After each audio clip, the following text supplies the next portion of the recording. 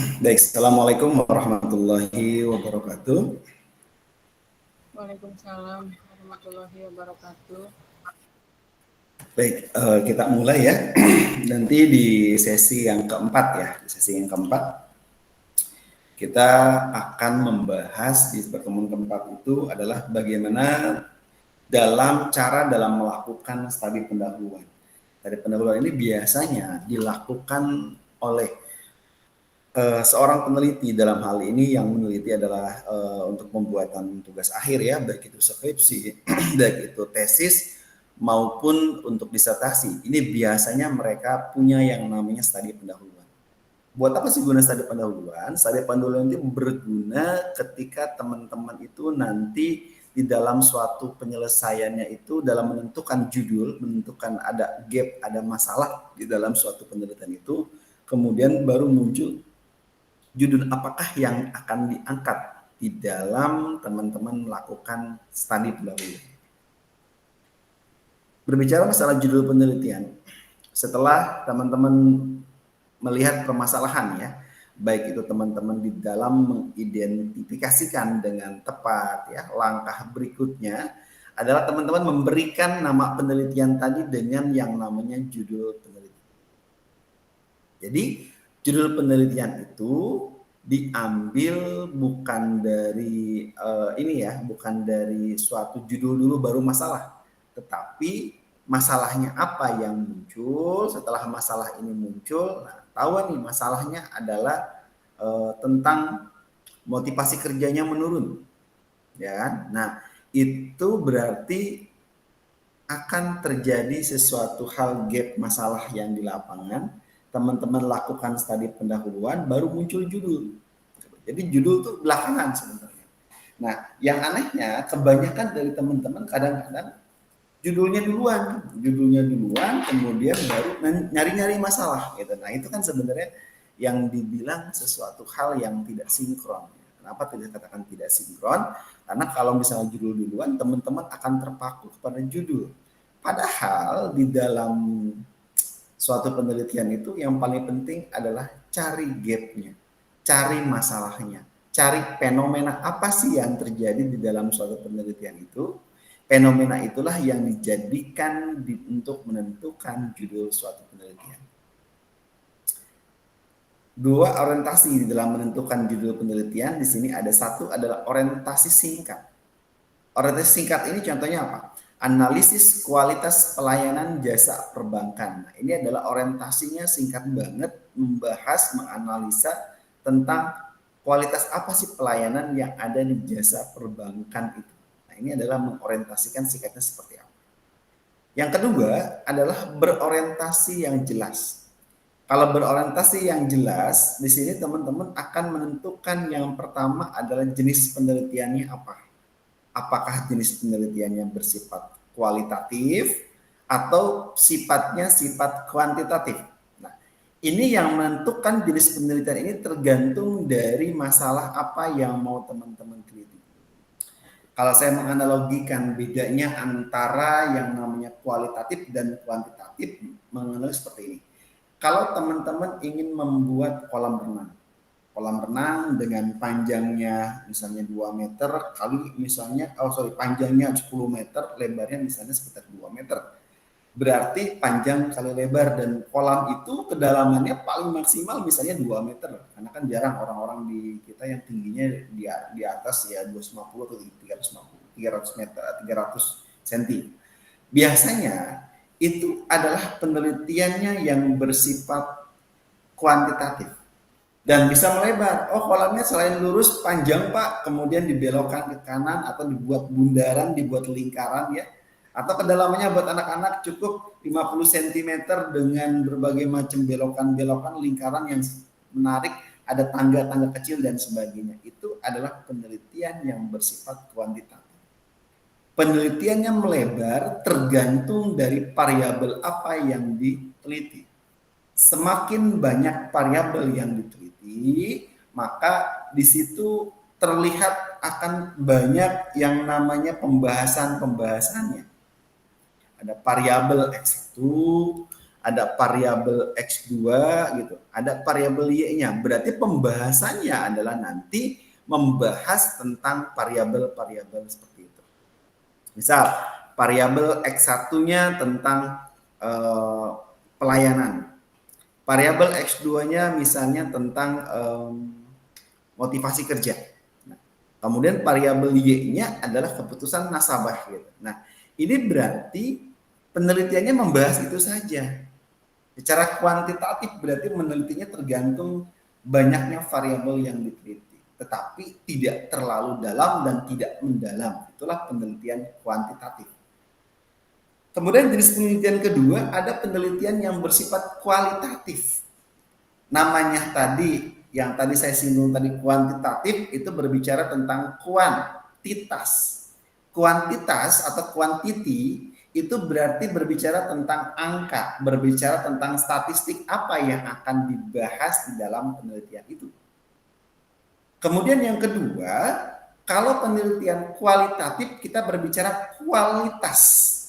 Berarti berbicaranya singkat, tetapi lingkupnya kecil, tapi mendalam. Contoh kayak atas, analisis kualitas pelayanan jasa perbankan. Nah, di sini berarti karena dia jasa perbankan, secara otomatis dia berbicara tentang kualitas. Kalau ibarat teman-teman membuat suatu sumur bor itu kan untuk mendapatkan kedalamannya tergantung ada kedalaman 15 meter, ada nyampe ke dalamnya 80 meter, ada nyampe 150. Terus lagi digali lagi, Pak, di dalamnya apa ketemunya? Oh, ada ketemunya kalau kedalaman misalnya cuma 8 meter, airnya keruh. Masuk ke 15 sudah mulai bening, Pak. Masuk ke 80, oh airnya terasa manis, Pak, gitu kan. Ada lagi ke dalamnya lagi 150, ketemu misalnya ada, wah ini ada bau-bau minyak dan sebagainya. Ketemu lagi mungkin bilangnya seperti apa. Nah, itu adalah penelitian yang bersifat kualitatif. Berbicara kualitas berarti berbicara tentang sesuatu hal yang bersifat kualnya seperti apa. Kemudian orientasi berikutnya adalah orientasi terhadap objek yang diteliti. Apa objek yang ditelitinya?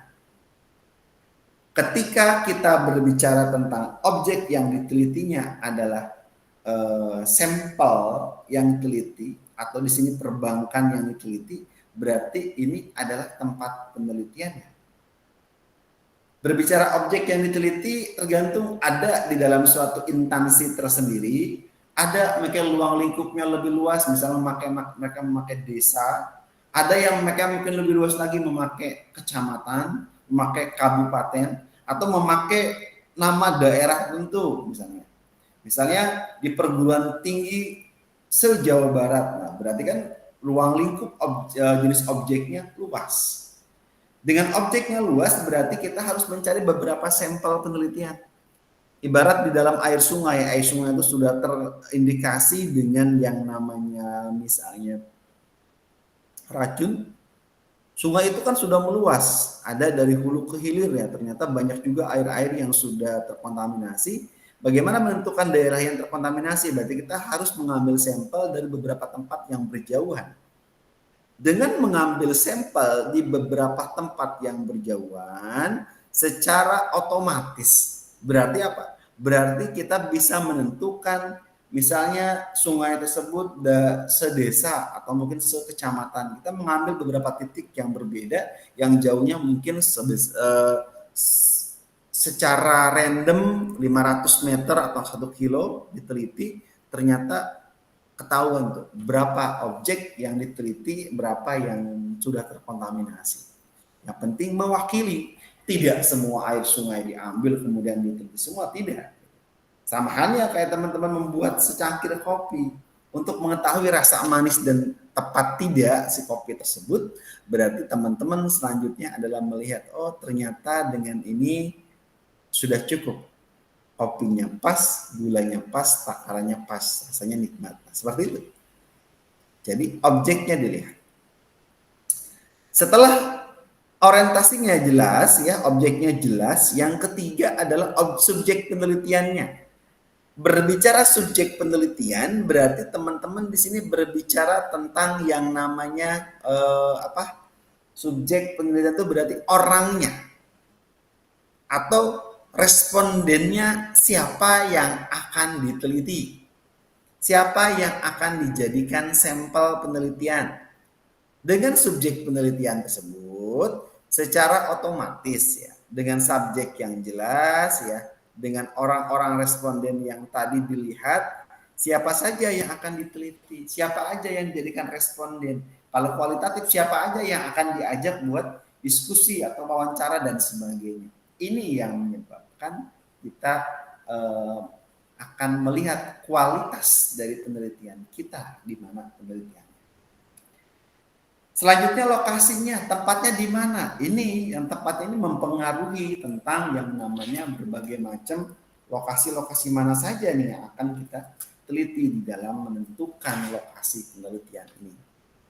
Dengan lokasi yang jelas, dengan tempat penelitian yang jelas, nah ini secara otomatis ya, tempatnya sudah bagus dan sebagainya, ini yang menyebabkan kita akan bisa menentukan tempat mana yang akan kita teliti. Perbankan mana? Misalnya perbankannya misalnya pakai Bank Syariah Indonesia. Nah, Bank Syariah Indonesia itu apakah biasanya ada tempatnya di daerah mana? Di daerah Cikarangkah, gitu. Di daerah Bekasi gitu. Nah, itu ditentukan tempatnya. Setelah tempatnya ditentukan, oh Pak saya mau ngambilnya sampel randomnya se-Kabupaten Bekasi, berarti ngambil beberapa sampel Bank BSI-nya. Jadi beberapa tempat, tidak satu tempat. Misalnya ngambilnya minimal 2 sebagai random bahan komparasi, bahan perbandingan di dalam suatu penelitian, atau 3 boleh, silakan. Kemudian waktu pelaksanaan penelitian, waktunya dari mana? Apakah waktunya tertentu, misalnya cuma 3 bulan atau 6 bulan, atau penelitiannya ini bertahun-tahun, Pak. Penelitiannya mungkin ada yang ibaratnya time series ya, atau mungkin penelitiannya sudah dijadwalkan selama setahun penelitian, boleh. Penelitian yang lebih lama itu adalah penelitian kualitatif. Kenapa lebih lama? Karena penelitian kualitatif itu dia menggali, berbicara seperti snowball, berbicara tentang suatu penelitian yang di dalamnya itu ibaratnya itu dari hulu ke hilir. Dia melakukan triangulasi, melakukan dengan menggunakan wawancara dengan berbagai macam narasumber yang tepat, dan mungkin bisa ditanyakan lagi. Misal dia bertanya tentang motivasi kerja kepada karyawan, ditanya tuh sama si karyawannya, kata karyawan motivasi kerja di sini agak turun Pak. Terus nanya lagi ke atasannya, ke leadernya, kata leadernya sudah cukup lumayan baik motivasi kerja, mereka semangat dan sebagainya. Tanya lagi sama direkturnya, mereka sangat motivasinya bagus dan sebagainya. Terus masuklah ke operatornya, tanya, sudah capek Pak, sudah lemes Pak, motivasi kita kurang dan sebagainya. Nah itu akan terjadi sesuatu jawaban yang berbeda, itulah yang diangkat, itulah yang dianalisa di dalam suatu penelitian kualitatif. Penelitian kualitatif harus siap ngata-ngatain, harus siap berkata-kata, harus siap beranalisa. Tapi kalau penelitian kuantitatif, teman-teman tinggal nyebar data, kemudian dihitung dengan statistik. Setelah dihitung dengan statistik diapain? Udah, tinggal dianalisa, diberikan penjelasan-penjelasan. Lebih mudah di dalam menemukan yang namanya suatu penelitian yang bersifat kuantitatif itu lebih mudah dibandingkan dengan penelitian yang bersifatnya adalah bersifat kualitatif. Karena kualitatif itu lama. Ketika lama berarti di situ jelas ya satu dengan yang lainnya yang membuat sesuatu hal yang lebih baik di dalam suatu penelitian ke depannya. Ini ya, berbicara tentang judul suatu penelitian. Ada beberapa hal yang harus diperhatikan di dalam kita merumuskan masalah. Apa masalah yang akan dirumuskan? Berbicara masalah yang akan dirumuskan di sini berarti berbicara tentang yang pertama, masalah harus dirumuskan dengan jelas. Masalahnya harus jelas. Karena masalahnya harus jelas dan tidak boleh menimbulkan sesuatu penafsiran ganda, penafsiran yang berbeda. Dengan penafsiran yang berbeda, secara otomatis di sini kita akan antara judul dan perumusan harus sama. Misal perumusannya pengaruh X1 dan X2 terhadap Y. Berarti perumusan masalahnya harus membahas itu. Yang pertama, perumusannya tentang misalnya apa atau bagaimana pengaruh X1 terhadap Y. Dua, bagaimana pengaruh X2 terhadap Y. Tiga, bagaimana pengaruh X1 dan X2 secara simultan terhadap Y. Itu harus jelas dirumuskan. Dengan perumusan yang jelas, tidak menimbulkan multi tafsir dan sebagainya, ini yang akan menyebabkan perumusan masalah ini yang harus teman-teman jawab nanti di kesimpulan penelitian yang ada di bab 5. Jadi harus runtut. Yang kedua, rumusan masalah hendaknya dapat mengungkapkan hubungan antara dua variabel tadi. Kalau judulnya teman-teman hubungan atau teman-teman judulnya pengaruh, harus menjawab tuh, ada tidak pengaruhnya. Makanya kan misalnya pertanyaannya kan adakah, kalau judulnya dia bersifat pengaruh, bersifat kuantitatif, adakah pengaruh X1 terhadap Y? Kedua, adakah pengaruh X2 terhadap Y? Yang ketiga, adakah pengaruh X1 dan X2 terhadap Y? Itu kalau berbicara tentang mengungkapkan dua variabel atau lebih.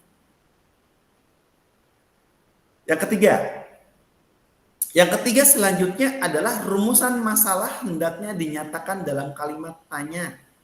Dinyatakan dalam kalimat tanya. Dalam kalimat tanya yang dinyatakan di situ berarti rumusan masalah ini berupa sifat pertanyaan. Diakhiri dengan tanda tanya. Tadi kalau kualitatif misalnya bagaimana ya kan X1-nya, bagaimana X2-nya jawabarkan, bagaimana Y-nya dijabarkan, bagaimana misalnya analisis atau X1 dan X2 dalam meningkatkan Y-nya misalnya. Tapi kalau misalnya bersifat kuantitatif, tanyanya apa tadi? Adakah pengaruh X1 terhadap Y? Satu, tandanya. Yang kedua, adakah pengaruh X2 terhadap Y? Tanda tanya. Yang ketiga, adakah pengaruh X1 dan X2 secara simultan? Ya kan? Terhadap Y-nya. Ada nggak pengaruh? Jawabannya kan nanti akan terjawab di kesimpulan. Ada pengaruh Pak, tidak ada pengaruh Pak, ada hubungan Pak, tidak ada hubungan Pak. Selanjutnya, setelah beberapa kesalahan yang terjadi di dalam kita memilih permasalahan penelitian, ada nih biasanya teman-teman ada suatu masalah di dalam suatu penelitian yang di dalamnya teman-teman belum bisa menemukan yang namanya masalah apa nih yang akan diambil. Masalah yang diambil biasanya adalah masalah yang dari akar masalah yang sesungguhnya. Akar masalah itu kita berbicara tentang sesuatu hal yang bersifat masalah ini ternyata muncul dari sesuatu yang bersifat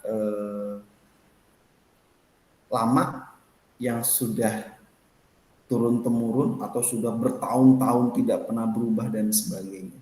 Bisa reward and punishment di dalam suatu tempat kerja di teman-teman. Di sana Pak, semuanya yang ada cuma punishment-nya yang diinginkan. Ketika kita tidak mencapai suatu target, tidak sudah mencapai suatu kinerja kita baik, punishment itulah yang akan diberikan kepada karyawan. Tetapi Pak, reward-nya kurang. Itu sudah lama, sudah Pak, dari tahun-tahun, sudah bertahun-tahun berjalan seperti itu. Nah, itu masalah yang diangkat. Masalah itu, akar masalahnya apa? Berarti mungkin bisa terjadi di dalam suatu manajerial, suatu perusahaannya, yang memang mereka hanya menekan disfrisurnya kuat, tapi mereka tidak memberikan prestasi, ya mereka hanya menuntut hukuman untuk yang one prestasi. Nah itu kan tergantung dari masing-masing dari mereka. Permasalahan penelitian tidak diambil dari akar masalah yang sesungguhnya. Akar masalah itu penting karena dia akan bisa mengungkap sesuatu hal yang bermanfaat di dalam suatu penelitian.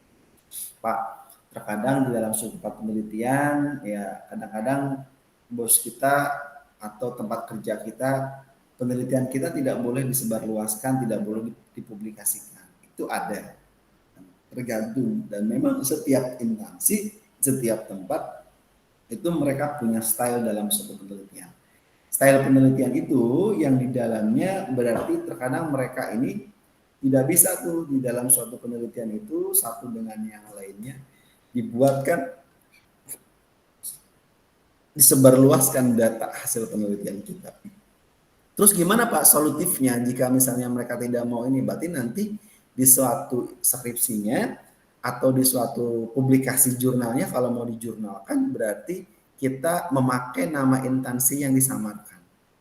Misalnya judulnya pengaruh beban kerja dan motivasi kerja terhadap kinerja karyawan di perusahaan XYZ atau di perusahaan ABC, boleh. Gitu. Kita tidak mencantumkan nama perusahaannya karena itu permintaan dari suatu instansi dan instansi itu harus kita akomodir. Kalau tidak kita akomodir, ya resikonya adalah kita pindah tempat penelitian.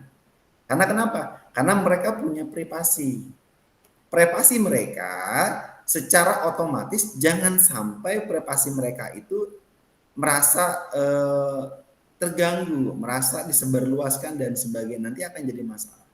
Makanya kan di dalam studi penelitian biasanya teman-teman sebelum terjun ke tempat penelitian, teman-teman meminta yang namanya surat pengantar. Surat permohonan penelitian dari perguruan tinggi ya ke tempat penelitian kita. Nanti akan mendapat jawaban diizinkan tidak gitu. Ada yang diizinkan langsung tanpa syarat, ada yang diizinkan misalnya suatu instansi mengatakan saya izinkan di dalamnya tetapi tolong nama perusahaan saya disamarkan. Ya udah ikutin kalau masih mau di situ. Kenapa? Karena kita menjaga privasi.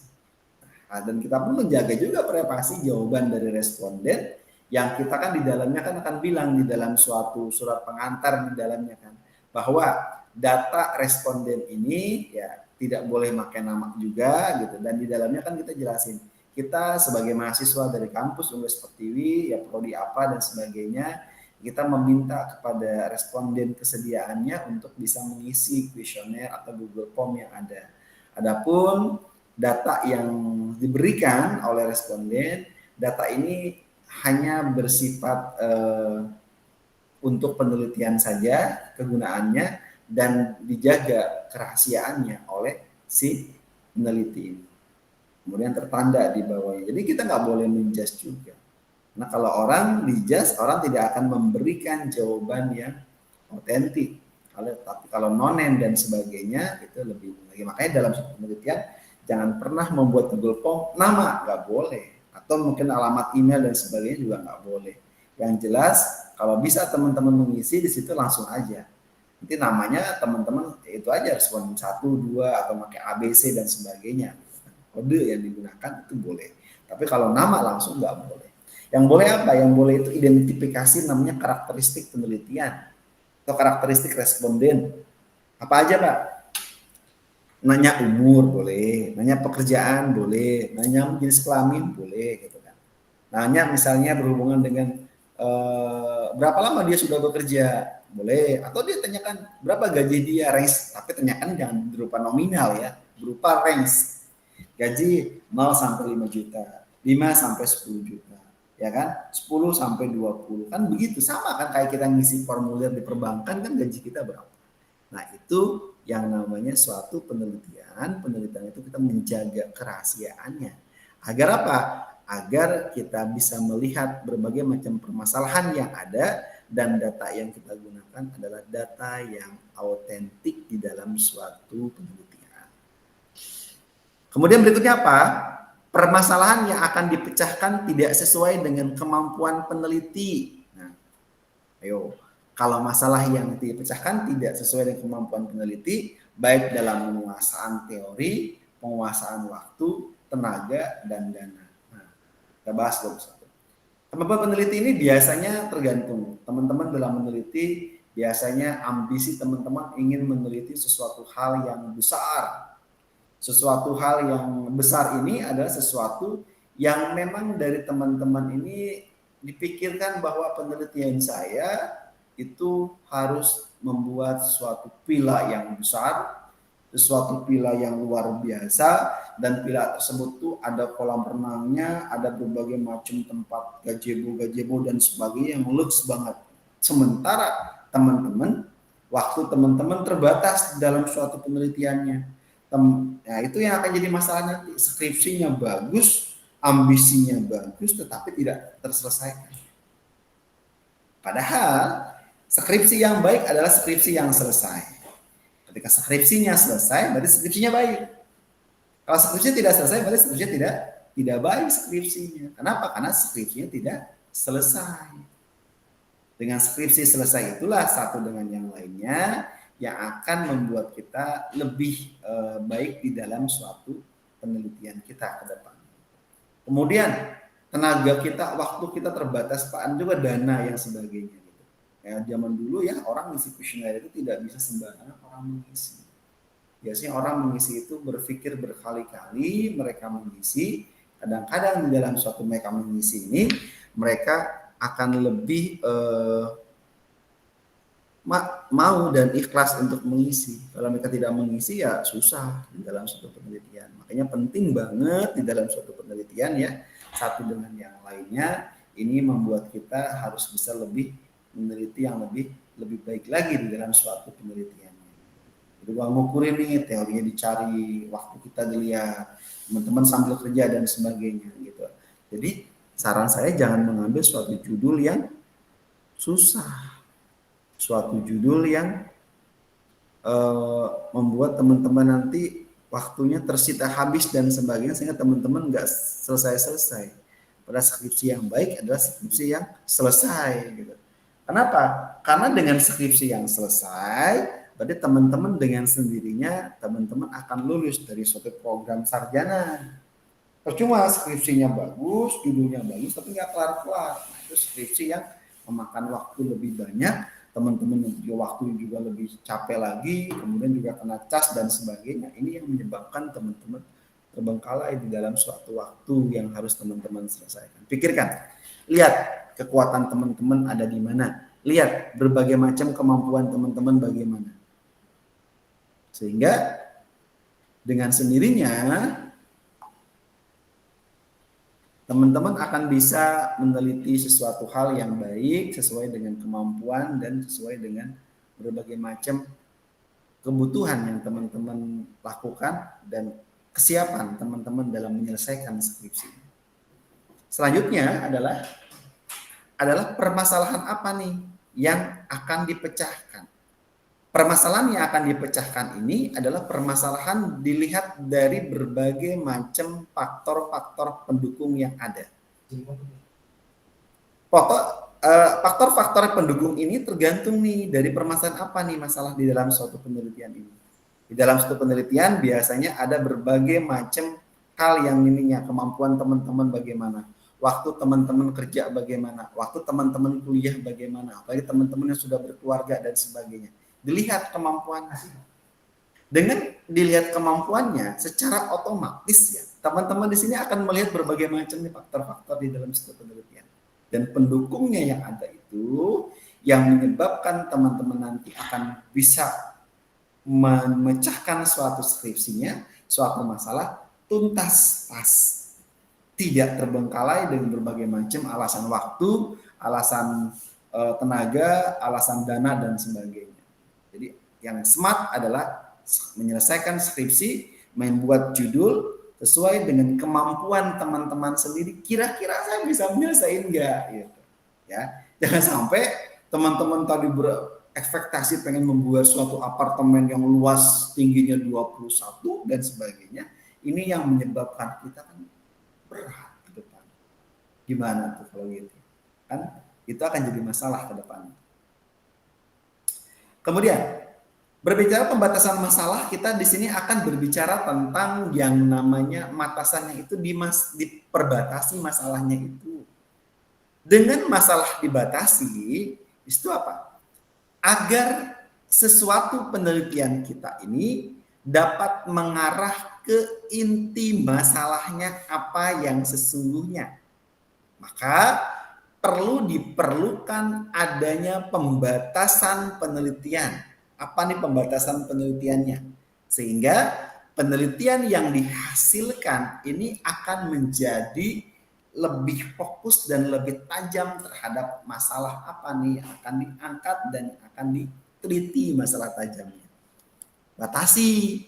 Kalau tidak dibatasi, secara otomatis teman-teman nanti dengan sendirinya akan lebih capek di dalam suatu penelitian. Yang satu dengan yang lainnya ini akan terlihat melebar kemana-mana. Agar tidak melebar kemana-mana, maka penelitian ini harus dibatasi. Lihat permasalahan umumnya ini kalau lihat dari segitiga piramida terbalik ya. Mulai dari permasalahan secara umumnya seperti apa, dengan masalah secara umum dengan sendirinya, kemudian teman-teman lihat pembatasannya itu bagaimana pembatasan masalahnya. Setelah itu lihat teman-teman inti masalahnya ada di mana intinya. Nah, setelah dibatasi, setelah ada inti masalah, nah inti masalah itulah yang teman-teman angkat nih nanti di dalam suatu penelitian teman-teman. Sehingga dengan teman-teman melihat inti masalah di dalam suatu penelitian, teman-teman sendiri itu akan bisa menentukan kira-kira dengan permasalahan yang tadi, batasan yang tadi, saya bisa nggak menentukan penelitian yang lebih baik lagi penelitian. Lihat batasannya, lihat masalah intinya yang diangkat. Kemudian bagaimana cara dalam melakukan studi pendahuluan? Di dalam melakukan studi pendahuluan, kita akan melihat berbagai macam hal, mulai dari lihat kajian teoritisnya. Dilihat di mana Pak kajian teoritis? Lihat di bab 2-nya. Berbagai macam penelitian dengan sendirinya kita akan melihat apa nih yang akan kita kaji. Teori apa yang mendukungnya? Dengan teori yang mendukung, dengan yang adanya itu, ini akan membuat kita kaya akan teori. Teori biasanya diambil dari buku referensi, atau boleh diambil dari jurnal penelitian, ya, atau boleh diambil dari peraturan-peraturan pemerintah di dalam suatu penelitian, atau boleh juga dapat dari suatu majalah atau surat kabar atau mungkin dari website dan sebagainya, sehingga data yang di sana itu jadi lebih baik lagi dalam suatu penelitian. Itu boleh dengan berbagai macam kajian-kajian. Kemudian berikutnya adalah penelitian yang bersifat empiris. Namanya empiris berarti penelitian di sini adalah penelitian yang dengan sendirinya itu tergantung dari berbagai macam temuan-temuan di lapangan, kajian-kajian, fakta di lapangan di mana, fenomenanya di mana, nah itu yang diangkat. Setelah yang ada diangkat dalam suatu penelitian, dengan sendirinya kita akan lebih baik di dalam suatu penelitian. Kemudian yang C, ada penelitian kecil. Itu apa maksudnya? Penelitian di ruang lingkupnya dibatasi dalam suatu instansi, dalam suatu tempat. Tempat itulah cuma satu saja. Sehingga dengan tempat penelitian kecil ini dianggap dia akan bisa memberikan gambaran apa yang akan teman-teman ambil, yang akan teman-teman teliti sesuai dengan judulnya teman-teman penelitian tadi. Terjawab judulnya. Judul penelitian ada dapat berlatar belakang masalah yang ada, dari gap yang ada dan sebagainya. Kemudian perumusan, ada tujuan penelitian, itu didukung dengan di bab 2 teori-teori yang ada, dukung di bab 3 metode penelitian, bahas di bab 4-nya, bab 5 membahas bab 1 tadi, simpulan menjawab perumusan masalah atau menjawab tujuan penelitian. Kemudian ada lagi berupa rekomendasi apa, kemudian ada novelty-nya, kira-kira novelty itu apa yang ada. Novelty itu sesuatu hal yang baru, pembaharuannya. Keterbaharuannya apa yang terbaru, yang beda dari penelitian teman-teman dengan penelitian yang sudah ada, penelitian yang sudah berjalan. Setelah itu apa? Konsultasikanlah dengan dosen pembimbing. Nah, nanti ada berbagai macam masukan-masukan sehingga dengan konsultasi dengan sendirinya teman-teman akan bisa menyelesaikan skripsi teman-teman adalah skripsi yang baik, skripsi yang selesai gitu. Berbicara teori, kita berbicara tentang proses di dalam pembentukan suatu teori. Proses ini dengan sendirinya Ini terjadi tidak serta-merta tiba-tiba muncul suatu teori. Saya bercerita tentang proses bagaimana terbentuknya teori. Teori terbentuk itu dari berbagai macam pendapat-pendapat yang ada. Ada pendapat yang pertama, ya, pendapat si A, dia berpendapat. Pendapat si B, pendapat si C, pendapat si D, si E. Ini adalah perwakilan dari pendapat-pendapat yang sama. Ini bukan berarti satu orang, ini bisa sekelompok orang. Ini juga bisa sekelompok orang. Ini juga bisa kelompok orang, juga sama, ini sama. Sehingga orang berpendapat yang sama ternyata dibedakan ada 5 Pak, beda pendapat mereka. Akhirnya penasaran dong. Setelah penasaran, saya uji ah. Nah, setelah diuji di dalam suatu prosesnya itu, saya uji nih Pak. Ketika saya uji dari pendapat-pendapat masing-masing, ya, pendapat yang pertama diuji, pendapat kedua diuji, pendapat ketiga diuji, keempat diuji, kelima diuji, dan seterusnya diuji. Setelah diuji coba, dilakukan suatu penelitian, ternyata pendapat mereka benar. Ketika mereka pendapat benar, maka jadilah suatu teori yang sama. Jadi teori itu berasal dari penelitian terdahulu yang diteliti bertahun-tahun, ya, yang diteliti dengan berbagai macam tempat yang berbeda, dengan penelitiannya objeknya sama, muncul teori. Kenapa? Hasilnya benar. Ada suatu penelitian di luar negeri itu meneliti tentang kepada anak-anak. Anak-anak yang terbiasa membantu pekerjaan rumah orang tuanya, diteliti dari 1.000 anak di seluruh perwakilan negara. Ternyata anak-anak yang dari kecil mereka terbiasa membantu orang tua, membantu ngepel, cuci piring, baju, nyetrika dan sebagainya, cuci baju sebagainya, itu adalah anak-anak yang di kehidupan dewasanya nanti adalah anak-anak yang siap dengan kehidupan. Anak-anak yang siap bersaing. Anak-anak ini biasanya lebih sukses dibandingkan anak-anak yang malas. Itu penelitian. Dan muncullah teori, berarti adalah anak-anak yang dididik dengan secara keras, secara dia dipelajari dengan soft skill kehidupan dan sebagainya, adalah anak-anak yang siap di dalam menghadapi kehidupan dan mereka lebih siap dan lebih tidak cengeng dengan mentalnya. Ini diadopsi sama negara Cina. Di Cina, anak-anak sekolahnya sekarang tuh belajar, mereka tidak belajar keilmuan biasa, mereka belajar tentang soft skill tadi. Di kelas mereka belajar nyetrika, di kelas mereka belajar dengan bertani, mereka belajar menjadi seseorang, ya mereka bikin bangunan, ngaduk semen dan sebagainya, mereka belajar seperti itu. Nah, itulah pembelajaran yang dilakukan di Cina. Kenapa? Sudah diteliti, dicoba, benar teorinya, maka diterapkan teori yang ada.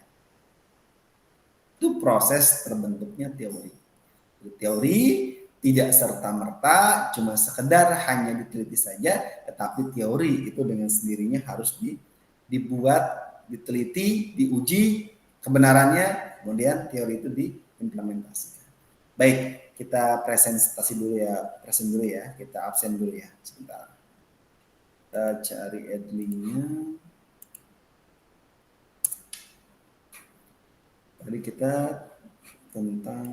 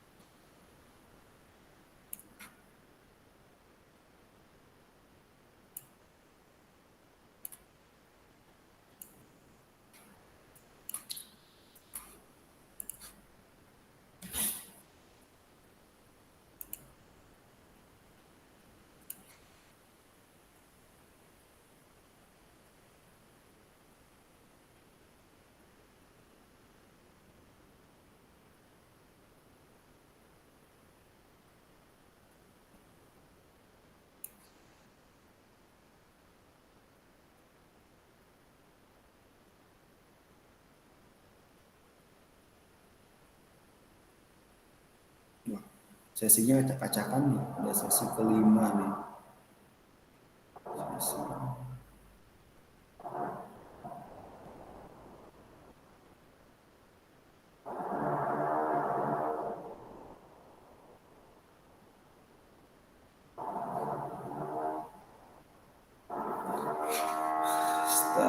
12 April, 19 April ya, 19 April. Kita harusnya hari ini sesi keempat ya.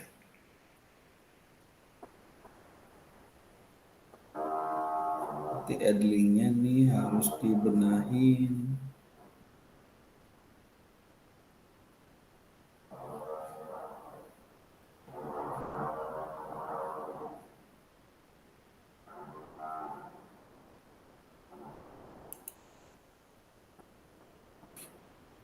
Ya. 19 April habis 19 tambah 7 27. 6. Ini 26 April.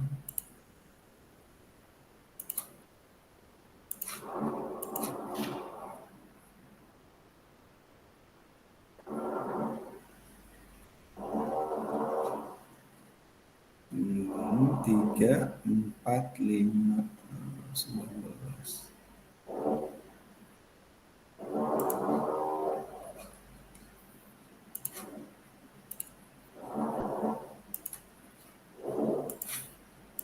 Harus setting ulang nih berarti ini.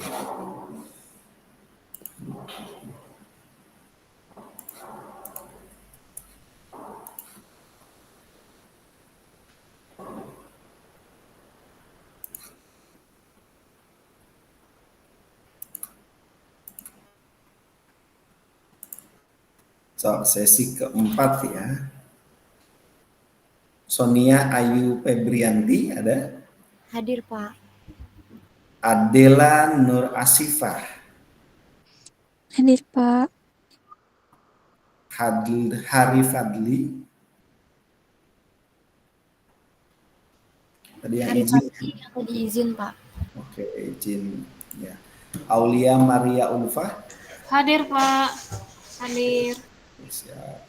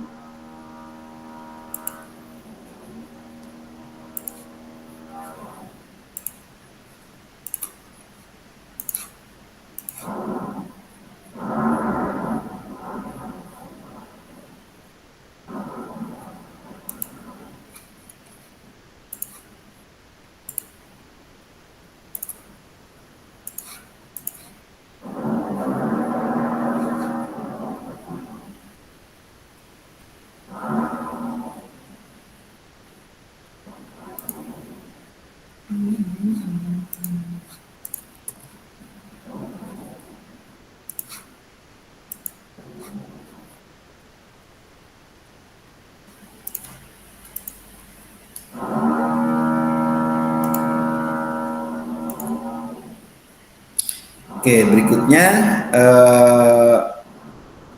Nur Alvinda Rizkia. Hadir, Pak. Dedi Mulyana. Hadir, Pak.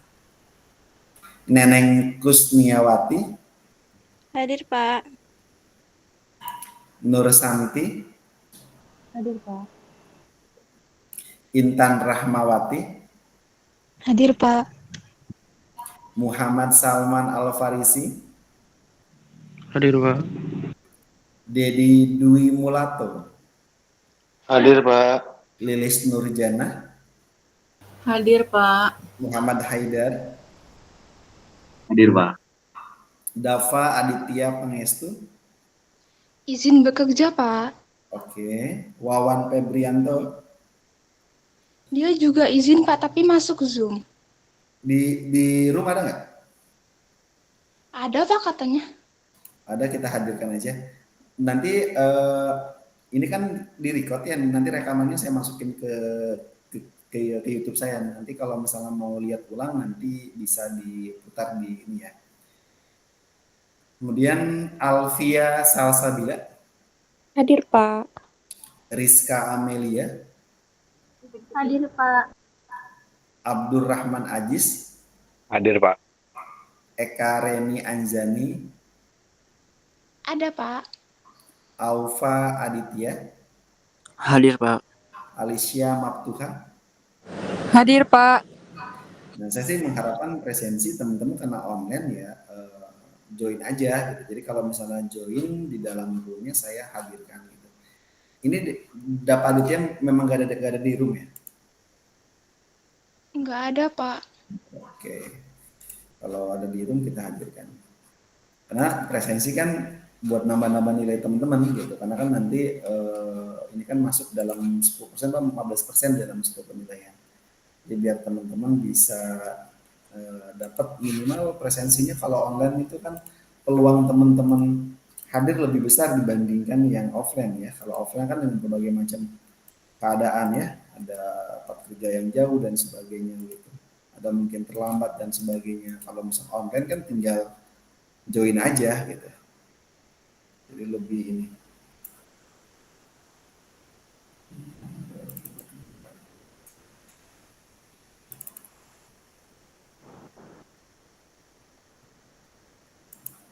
Oke, bahannya saya share dulu ya, biar nanti kita lanjutkan, biar sekalian.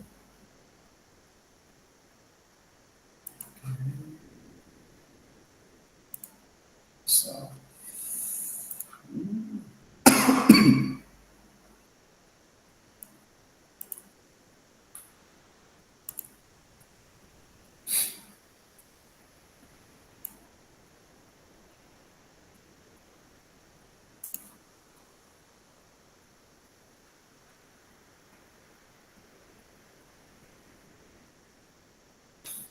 Oke ya, sudah ya.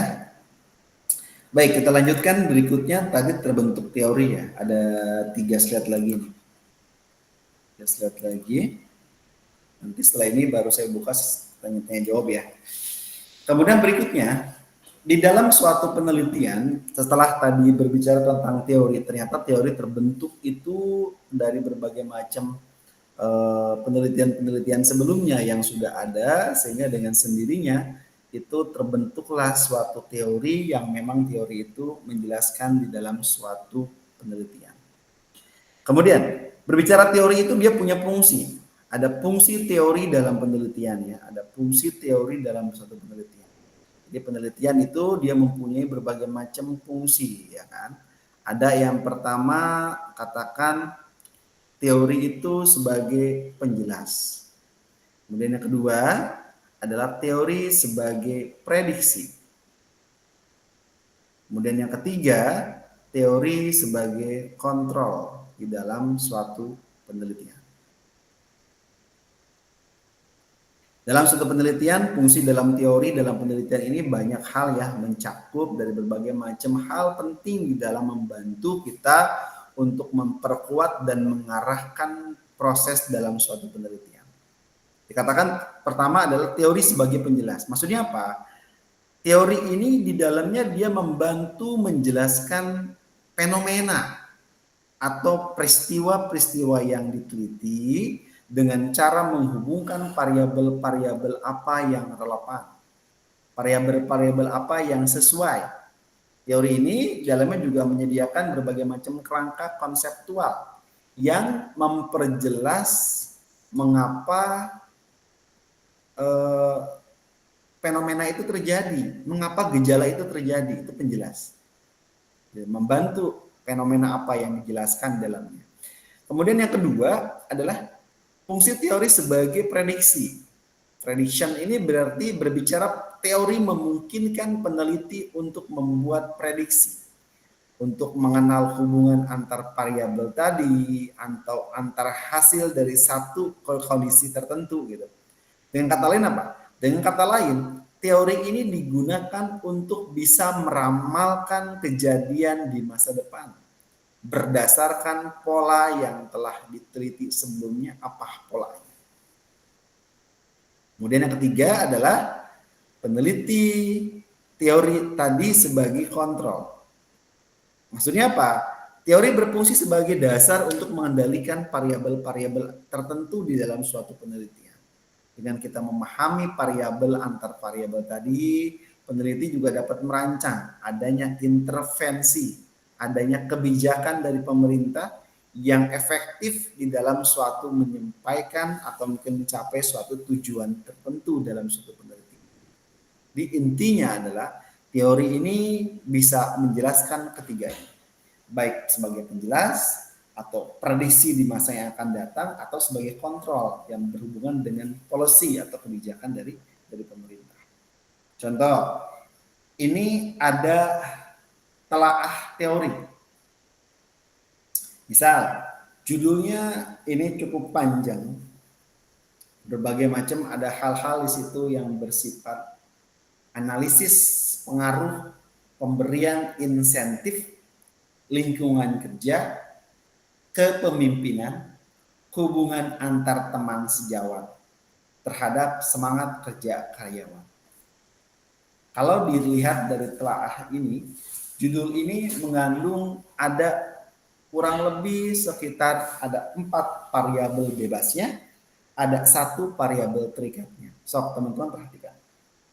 Yang pertama di situ ada yang namanya variabel yang ditelitinya, teman-teman perhatikan di situ. Berapa tuh variabel yang ditelitinya? X1-nya adalah pemberian insentif. X2-nya apa? Lingkungan kerja. X3-nya apa? Kepemimpinan. Ya kan? X4-nya adalah hubungan antar teman sejawat. Y-nya apa? Semangat kerja karyawan. Nah, ini variabelnya ada 4. Ini dipakai biasanya kalau buat S2, tesis boleh. Kalau S1 biasanya variabel X-nya minimal 2. Pak, 3 boleh? Boleh sih kalau teman-teman sanggup nggak apa-apa. Tapi sebagai persyaratan itu minimal 2 yang harus teman-teman selesaikan. Dengan kita dalamnya, tetapkan nama variabel yang diteliti itu apa tadi. Tadi sudah terjawab ya variabelnya. Pak, variabelnya ada X-nya 4, Y-nya 1. Variabel X1-nya apa? Pemberian insentif. X2-nya apa? Lingkungan kerja. X3-nya apa? Kepemimpinan. X4-nya hubungan antar teman sejawat. Kemudian variabel Y-nya apa? Y-nya adalah semangat kerja karyawan. Kemudian setelah itu apa? Teman-teman cari sumber bacaan yang relevan. Apa Pak teori yang dicari? Ya teori yang ada di X dan teori yang ada di Y. Teman-teman cari tuh teori yang berhubungan dengan pemberian insentif. Tuh. Yang kedua, cari tuh teori yang berhubungan dengan lingkungan kerja. 3, cari teori tentang kepemimpinan. 4, cari teori tentang hubungan antar teman sejawat ya. Kemudian yang kelima, cari teori tentang semangat kerja karyawan. Nah, ini adalah sumber-sumber yang teman-teman cari. Referensi yang dicari, bacaan yang dicari, itu yang dicarinya. Kemudian apa? Lihat daftar isi bukunya. Sesuai enggak dengan yang ada di variabel itu? Baca solusi topik yang ada, kemudian teman-teman deskripsikan teori apa yang ada dalam suatu penelitian.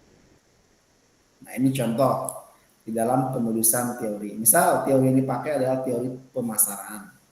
Maka teori yang ada di ini pemasaran secara global, secara utuh ya dibahas tuh tentang pemasaran seperti apa. Kemudian setelah pemasaran, kemudian lihat perilaku konsumen. Dia merupakan ini kan kemudian mengkerucut sampai faktor perilaku, sampai motivasi dalam persepsi. Nah, ini adalah contoh di dalam teman-teman melakukan penulisan di dalam suatu pemisalan, di dalam suatu pengembangan teori. Teori yang dikembangkan itu harus runtut teorinya. Kenapa yang paling atas pemasaran? Pemasaran secara umum, secara global ya, secara global. Kemudian mengkerucut kembali yang lebih kecil, konsumen, perilaku konsumen. Kemudian lebih mengerucut lagi, karena konsumen ini berarti ada namanya faktor perilaku dari konsumen itu dibahas. Sampai terakhir nanti yang paling kecil adalah membahas tentang motivasi dari persepsi si orang-orang itu apa. Nah, ini dibahas. Bisa kita menghubungkan dari teori yang ada, pembahasannya apa? Yuk bahas. Pertama adalah pemasaran. Pemasarannya itu dibahas tentang adalah proses di dalamnya menciptakan, di dalam mengkomunikasikan, di dalam memberikan nilai kepada pelanggan seperti apa. Dalam pemasaran, ini di paling bawahnya ada namanya pembahasan tentang perilaku konsumen. Ini sangat penting ya, di dalam menggambarkan suatu individu, di dalam membuat suatu keputusan pembelian. Mulai dalamnya teman-teman mengenali adanya kebutuhan ya, hingga evaluasi setelah pembelian apa, kemudian bahas mengikuti lagi tuh tentang perilaku konsumen. Bahas perilaku konsumen apa? Bahas tentang studi tentang bagaimana seorang individu tadi, baik secara kelompok atau organisasi ya, di dalam memilih, di dalam membeli atau menggunakan dalam membuang barang atau memakai barang, jasa atau ide atau pengalaman ya, di dalam memuaskan kebutuhan dan keinginan dari si konsumen itu. Lihat perilakunya bagaimana. Perilaku konsumen dengan sendirinya ini lebih baik, lebih banyak di dalam pembahasannya.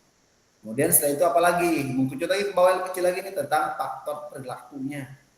Bagaimana nih faktor-faktor yang mempengaruhi tentang perilaku konsumen? Dengan konsumen memiliki perilaku-perilaku yang baik, konsumen punya perilaku yang satu dengan yang lainnya yang dapat mempengaruhi tentang faktor konsumen tadi apa? Ini dibagi menjadi 4 kategori utama dalam penelitian. Ada faktor psikologis, kita berbicara tentang bagaimana motivasinya, bagaimana persepsinya, bagaimana pembelajarannya, bagaimana sikap di dalam suatu menentukan faktor perilaku. Kemudian yang kedua ada namanya faktor berikutnya pribadi. Berarti faktor pribadi ini berbicara tentang umur, bagaimana umurnya, bagaimana pekerjaannya, gitu kan? Bagaimana gaya hidupnya. Nah, ini tentang faktor pribadi. Kemudian yang ketiga ada namanya faktor sosial dibahas tuh. Lihat keluarganya, lihat kelompok referensinya, lihat peran dan statusnya bagaimana, gitu kan. Kemudian ada lagi faktor budaya, lihat budayanya, lihat subculture-nya bagaimana, kemudian kelas sosialnya bagaimana.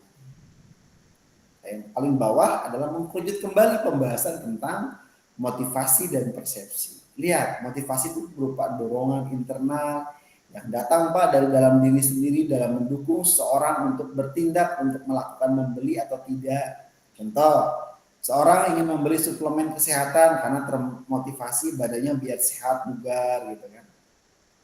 Seorang membeli skincare karena memang nanti mereka berpikir bahwa termotivasi agar wajahnya cantik dan sebagainya, kulitnya bersih, putih dan sebagainya, gitu kan? Itu adalah motivasi, dorongan yang datang secara internal dari dalam diri sendiri. Ada lagi tentang persepsi, bagaimana tuh proses bagaimana seorang memilih, dalam mengorganisir, di dalam menafsirkan, di dalam informasi yang diciptakan, gitu ya, dan merupakan gambaran dia terhadap dunia yang bermakna itu bagaimana. Contoh ada dua konsumen melihat iklan yang sama, tapi interpretasi mereka nggak sama, pasti beda-beda. Itulah yang namanya persepsi. Itu ya. yang bisa disampaikan di dalam sesi keempat ini. Silakan jika ada sharing atau pertanyaan ya dipersilakan.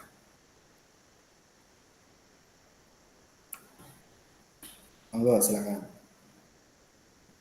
Pertanyaannya boleh secara teman-teman raisen ya, atau teman-teman boleh di chat box ya, silakan.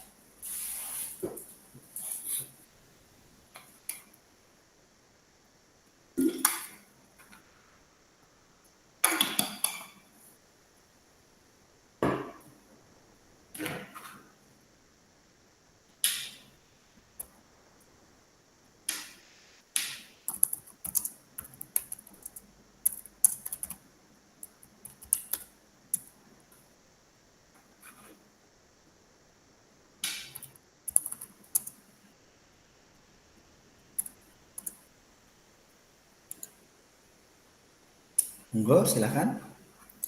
Bu Lilis. Ya, baik Pak, terima kasih. Bapak mau nanya terkait untuk penentuan subjek penelitiannya Pak. Maksudnya apakah ada ketentuan untuk presentasi sampling atau responden yang kita akan ambil untuk menyebarkan kuesioner atau riset gitu ya Pak, atau angket gitu. Nah, maksudnya dari segi jumlah itu berapa persen yang itu akan diakui untuk validasinya gitu Pak. Contoh mungkin kita akan punya permasalahan terkait kedisiplinan gitu Pak. Nah, itu kan kita di suatu perusahaan memiliki karyawan 1.000. Nah, maksudnya untuk kita menentukan subjeknya itu kira-kira berapa persen dari total jumlah karyawan yang ada di perusahaan itu gitu Pak. Terima kasih Pak. Baik. Berbicara masalah subjek penelitiannya. Subjek penelitian itu berarti orang yang akan kita teliti, orang yang akan kita minta itu untuk di dalamnya dia sebagai responden kita. Berbicara penentuan subjek, ini biasanya ini langkah sangat penting ya teman-teman di dalam meneliti ini, yang tujuannya adalah menentukan siapa dan apa yang akan diteliti gitu ya. Fokusnya jelas ya, dalamnya itu teman-teman dalam mengumpulkan data. Berbicara subjek berarti berbicara tentang individu, bisa kelompok ya, atau objek dari sumber data lain di dalam suatu penelitian. Penelitian kalau yang bersifat kualitatif mungkin dia lebih condong disebutnya sebagai informan ya, karena memberi informasi, karena lebih banyak ke dalam wawancara dan sebagainya. Kalau misalnya kualitatif. Tetapi kalau kuantitatif berarti berbicara tentang responden. Responden berbicara jumlah, berbicara quantity, berarti berbicara dengan banyak orang. Dan ujungnya nanti akan diselesaikan dengan statistik. Itu kalau kuantitatif. Kemudian bagaimana di dalamnya kita menentukan sampel? Ada beberapa macam langkahnya ya. Pertama, teman-teman lihat tujuan teman-teman dan fokus dalam penelitiannya itu apa. Subjek apa yang harus relevan dalam rumusan masalah dalam suatu penelitiannya. Tempatnya dulu tentuin, nanti respondennya siapa. Bisa misalnya kalau dalam suatu perusahaan bisa karyawannya, atau bahkan bisa juga menjadi objeknya adalah pimpinannya. Kalau membahas tentang leadership, berarti kita membahas tentang berpersepsi dengan berbagai macam pimpinan-pimpinan yang ada di situ. Kemudian setelah itu tentukan pendekatan penelitiannya apa. Kualitatifkah, apa kuantitatif. Ini penting. Kalau teman-teman meneliti yang bersifat kualitatif ini tanpa statistik, tinggal wawancara ke informan tadi. Setelah informan teman-teman pilih berbagai macam datanya, baik dengan berbagai macam kriteria ya, bisa menggunakan kriteria purposif ya, atau berdasarkan kriteria tertentu. Teman-teman sudah bikin soal, kemudian teman-teman tanyain ke informan tadi. Bisa perwakilan dari beberapa orang yang sudah dibuatkan siapa yang akan diwawancara. Itu kalau bersifat kualitatif. Tapi kalau bersifat kuantitatif, tadi berbicara tentang karyawan Pak, minimal misalnya 1.000 orang, berapa jumlah sampelnya. Berarti ini bersifat kuantitatif. Berarti quantity, berarti jumlah. Ini subjeknya dipilih biasanya tergantung teman-teman secara acak, secara random ya. Enggak semua orang itu diteliti ya, dimintai dengan responden dan sebagainya. Yang dimintai itu hanya perwakilan-perwakilan saja. Yang ketiga ada namanya teknik sampling yang sesuainya apa teknik samplingnya. Ini banyak hal ya. Ada menggunakan namanya kurvos sampling. Ini di statistik teman-teman belajar. Ada yang berdasarkan pertimbangan tertentu. Nanti kita ada pembahasan khusus tentang sampel dan responden ada. Nanti pembahasan ini. Sekarang saya bahas secara global dulu. Ada lagi pertimbangannya lihat bersifatnya. Apakah bersifat umum atau bersifat kualitatif. Ada lagi bersifat random sampling. Kalau random berarti acak ya. Umum ini datanya kuantitatif, tergantung Pak seketemunya saya dengan responden gitu ya dan sebagainya. Ada lagi snowball sampling. Nah ini biasanya dari satu informan ke informan lain. Ini biasanya lebih isunya itu isu studi kasus ya. Ujung-ujungnya biasanya lebih banyak digunakan oleh yang bersifat kualitatif. Ada lagi namanya stratified sampling. Jadi berdasarkan strata atau kategori tertentu. Ada lagi cluster sampling, di clusterin ada begitu. Nah kemudian setelah itu kita tentukan jumlah subjeknya. Biasanya kalau kuantitatif ujungnya besar, sampelnya banyak, kemudian kita uji dengan statistik. Kalau kualitatif jumlahnya tidak harus besar, yang penting sudah mewakili. Biasanya juga yang sudah data yang bersifat saturate atau yang bersifat sampel jenuh, sampling jenuh. Nah contoh dalam suatu penelitian, misalnya teman-teman meneliti tentang yang namanya jumlah sampel berbicara tentang jenis penelitiannya, kemudian populasinya. Kalau bersifat penelitian kuantitatif, jumlah sampelnya ini harus cukup dengan menghasilkan data yang representatif dan valid. Dan tidak sembarangan kita menentukan jumlah sampelnya. Tergantung dari ahli siapa yang mau kita pakai. Saya ambil contoh. Misal ada beberapa acuan umum, misalnya ada namanya menggunakan tabel, ada nih pendapat dari si Morgan dan si Kresi dan Morgan. Dia punya sampel yang berdasarkan dari jumlah populasinya. Misal kalau sampel populasinya 100, nah, kalau kata Morgan diambil sampelnya 80. Kalau sampelnya populasinya 500, diambil dengan sampelnya 217. Ada populasinya 1000, diambil sampelnya 278. Ada populasinya 10.000, diambil 370. Ini menurut dari yang namanya si Kresi dan Morgan, pendapat ahlinya. Ada berikutnya pendapatnya menggunakan rumus Slopin. Ini biasanya paling banyak nih mahasiswa itu gunakan Slopin. Karena Slopin itu ada rumus yang diketahuinya dengan rumus N sama dengan N besar per 1 plus N dalam kurung E pangkat 2.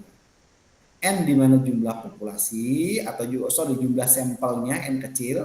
Kemudian N besar adalah jumlah populasinya. Kemudian E tingkat kesalahannya bisa dari kesalahan 0,05 atau kesalahannya yang bersifatnya misalnya ada yang 1%, 0,01 tergantung. Nah Slopin ini dihitung biasanya tergantung nih dengan pendekatan statistiknya. Kalau 1000 tadi kalau masuk Slopin kena rumusnya berapa? Kalau Slopin. Kalau misalnya sampelnya populasinya 1000. Kalau dihitung 370 ya Pak? Tinggal dipakai rumus tadi N sama dengan N besar berarti populasinya 1000 per 1 plus 1000 kali 0,05 dikuadratkan. Kalau pakai Slopin. Nanti ketemunya paling masih ratusan sih, nggak mungkin 1000. Lebih menguntungkan pakai Slopin kalau sampelnya besar. Kenapa? Karena kalau pakai Slopin ini angkanya akan kecil, paling nggak nyampe 200. Kalau sampelnya dia 1000, tapi dipastikan tergantung dari angka yang digunakannya. Kalau sampelnya 1000, nah, berarti kan N sama dengan N besar per 1 plus N dalam kurung E kuadrat. Berarti 1000 dibagi 1 plus 1000 kali 0,05 kuadrat. Berarti 1000 dibagi 1 plus 1000 kali 0,0025. 0,0025 kali 1000 itu ketemu 2,5. Berarti 1000 dibagi 1 plus 2,5. Berarti 1000 dibagi 3,5. Kurang lebih sekitar 286. Jadi sampel yang terbaik dari populasi itu dengan errornya 5%, 286. Pak, ada nggak sampelnya yang pakai errornya lebih ketat? Boleh, errornya ada yang pakai 1%, ada yang pakai 3%, boleh gitu ya. Kalau misalnya dia mau pakai dengan E-nya 0,01. Semakin kecil semakin lebih bagus ya di dalam suatu penentuan sampelnya. Nah, kalau ketemunya 0,01 sampelnya lebih banyak. Kenapa? Karena errornya dia cuma 0,01, berarti 1/100. Kalau E-nya 0,01, ketemunya itu berarti 1000 dibagi 1 plus 1000 kali 0,01 kuadrat, berarti 1000 kali 0,01 itu kurang lebih sekitar 0,1. Tambah 1 ya, berarti 1000 dibagi 1,1, ketemunya banyak, 909 berarti ya. Ini kalau sampelnya randomnya 1. Makanya paling banyak biasanya kalau tidak terlalu berat ya untuk jumlah sampel yang biar gak kebanyakan, gunakan aja yang errornya yang 0,05 penggunaannya. Toh sama saja kok di dalam suatu penelitian, yang penting kita memakai yang namanya ahli siapa. Pak, ada pakai yang menggunakan Ari Kunto. Ari Kunto pernah ada suatu mengatakan begini. Sampel itu boleh kita ambil kalau sampel itu di atas 100 ke atas ya, 1000-an itu boleh diambil 10%, boleh diambil 5%. Boleh, itu pendapat dari Ari Kunto. Tergantung teman-teman menggunakan pendapat siapa. Yang jelas kalau teman-teman menggunakan pendapat, secara otomatis pendapat ahli itu dengan sendirinya itu teman-teman akan bisa menentukan kira-kira sampel saya yang menguntungkan atau lebih kuat yang mana. Dan tidak ada yang disalahkan. Yang disalahkan itu teman-teman mengambil sampelnya asal semau teman-teman. Kalau menggunakan pendapat ahli tadi, pakai Slopin atau menggunakan Ari Kunto atau Sugiono dia mengatakan apa, boleh penggunaannya. Jadi tergantung yang lebih cocok kira-kira mana dalam penggunaan. Tentuin dari awal sekarang di bab 3. Teman-teman kan berarti di bab 3 sudah buat tuh yang berhubungan dengan suatu penelitian. Di bab 3 itu berbicara tentang metodologi penelitian. Dengan bicara metodologi penelitian, teman-teman harus bisa tuh memilah-milah dan menyelesaikan metode apa yang akan digunakan di dalam suatu penelitian itu. Dengan penelitian yang selesai, penelitian yang baik, nah nanti akan ketemu. Gitu. Nanti kita akan bicara tuh dengan desain penelitian. Nanti juga saya akan coba bahas di pertemuan-pertemuan berikutnya tentang penelitian empiris seperti apa, kemudian desain penelitiannya bagaimana, sampai berbicara tentang media pembelajaran dari metodologi bagaimana. Ada lagi yang menggunakan mixed method. Nanti saya sampaikan mixed method. Padahal sebenarnya mixed method ini jarang banget ya dipakai untuk mahasiswa S1. Tapi nanti sekedar pengalaman teman-teman nanti saya ajarkan tentang mixed method. Mixed method itu adalah tentang penelitian gabungan antara penelitian kualitatif dan penelitian kuantitatif di dalam suatu penelitian. Kurang lebih seperti itu. Jadi mana yang menguntungkan, yang penting ada pendapat ahli yang memperkuatnya. Intinya seperti itu. Silakan next jika ada pertanyaan lagi dipersilakan.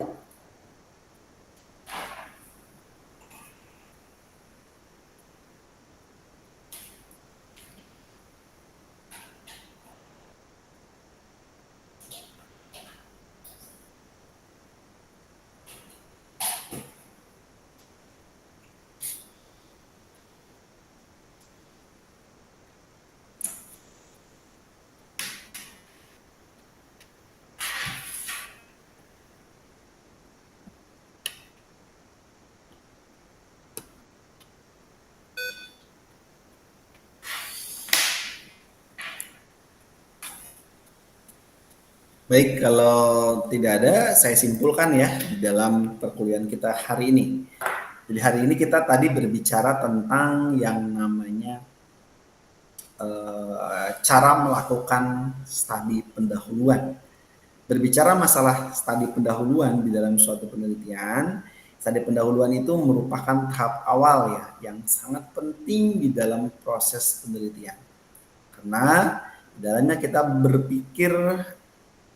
dalamnya kita berpikir untuk mencari solusi, untuk mencari fondasi apa dalamnya kita untuk merumuskan suatu masalah, di dalam menentukan tujuan penelitiannya itu apa, serta merancang metodologi apa yang tepat yang akan kita buat dalam penelitian kita. Tadi ini bertujuan untuk memperoleh pemahaman awal tentang masalah yang akan diteliti dan konteks di mana penelitian itu akan kita laksanakan kira-kira di mana di dalam suatu penelitian itu. Dalam pelaksanaannya, studi pendahuluan ini biasanya dilakukan dengan berbagai macam tahapan-tahapan secara sistematis ya. Yang pertama, dia bisa mengidentifikasi masalah awalnya itu bagaimana. Dengan masalah awal yang ada, ya itu adalah langkah pertama di dalam teman-teman mengenali adanya fenomena apa atau ada isu apa yang menarik yang peneliti yang akan diteliti, baik berdasarkan pengamatan di lapangan, baik bisa pengalaman pribadi ya, kajian literatur ya, maupun berupa hasil diskusi dengan para pakar atau para ahli. Masalah yang baik adalah masalah yang nyata, masalah yang aktual, masalah yang memiliki kontribusi bagi pengembangan ilmu pengetahuan atau pemecahan masalah secara praktis. Kemudian yang kedua adalah kajian literatur itu sementara adalah studi literatur awal yang dilakukan untuk mengetahui sejauh mana permasalahan yang akan dibahas oleh suatu peneliti sebelumnya. Ini mencakup berbagai macam penelusuran jurnal-jurnal yang ilmiah yang sudah ada, yang teman-teman cari di Google Scholar dan sebagainya. Kemudian teman-teman dukung dengan buku, dengan referensi buku yang ada. Kemudian teman-teman lihat berupa laporan-laporan penelitian, skripsi, tesis atau disertasi yang ada, dan sumber-sumber kredibel lainnya yang teman-teman jadikan sebagai kajian literaturnya. Kajian ini jelas ya membantu peneliti di dalam dia memahami teori-teori mana yang relevan teorinya, kemudian dari temuan-temuan sebelumnya, serta celah penelitian, ada namanya riset gap yang masih terbuka itu apa.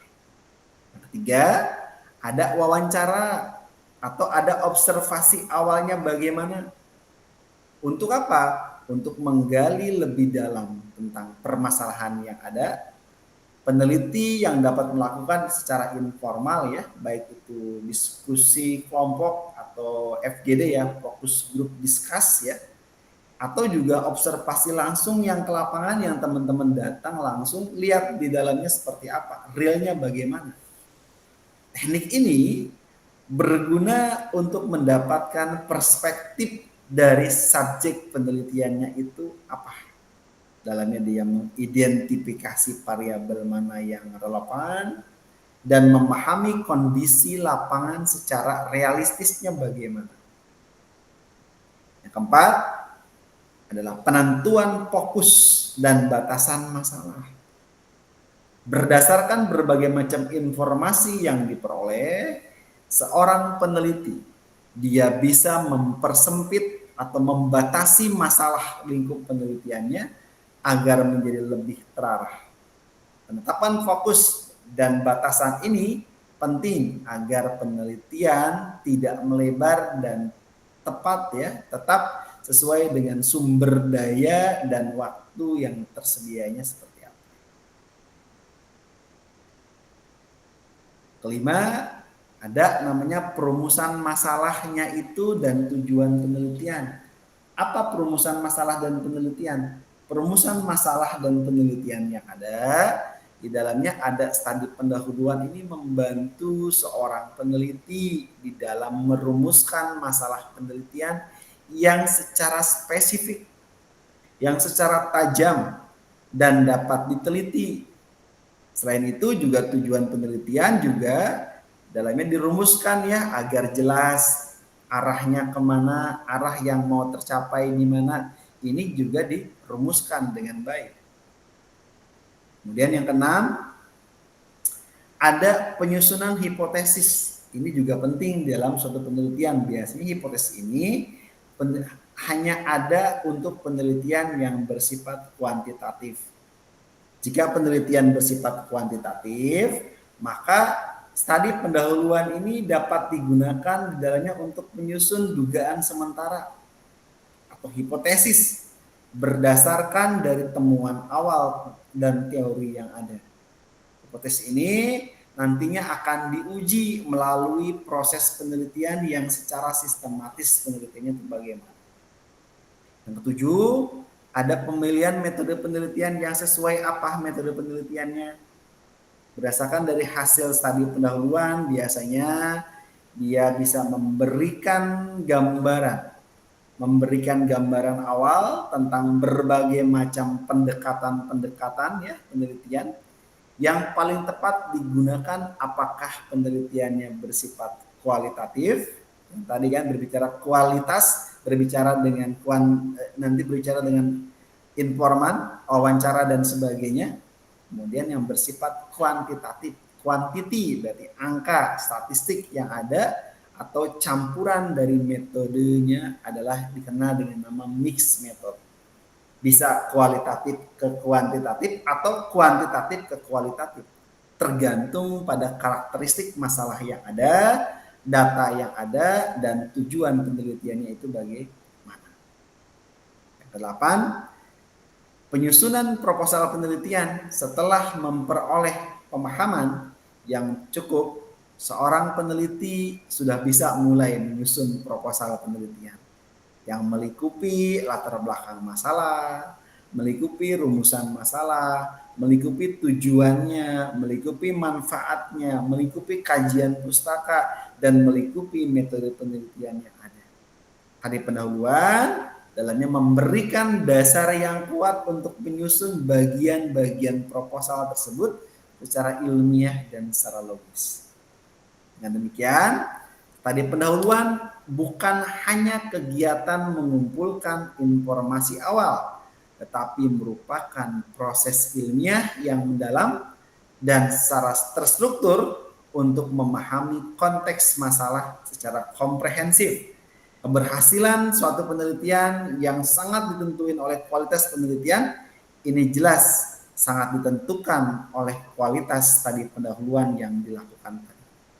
Studi ini jelas ya, memastikan bahwa peneliti tidak bekerja berdasarkan asumsi semata, tapi juga lihat datanya, lihat observasinya, lihat pemahaman teoritisnya, lihat apa teori-teori yang memadai. Maka dari itu, tadi pendahuluan ini harus dengan cermat dan teliti. Ini jelas ya, merupakan syarat mutlak untuk penelitian yang bermutu dan penelitian yang relevan atau penelitian yang berdampak. Ini yang jelas, yang satu dengan yang lainnya kita inginkan sesuatu hal yang baik dan mulia. Ada keuntungan teman-teman di dalam melakukan studi pendahuluan. Ada berbagai macam keuntungannya dari orang yang tidak pernah menggunakan studi pendahuluan. Kalau keuntungannya teman-teman menggunakan studi pendahuluan, satu, masalahnya terlihat secara lebih mendalam.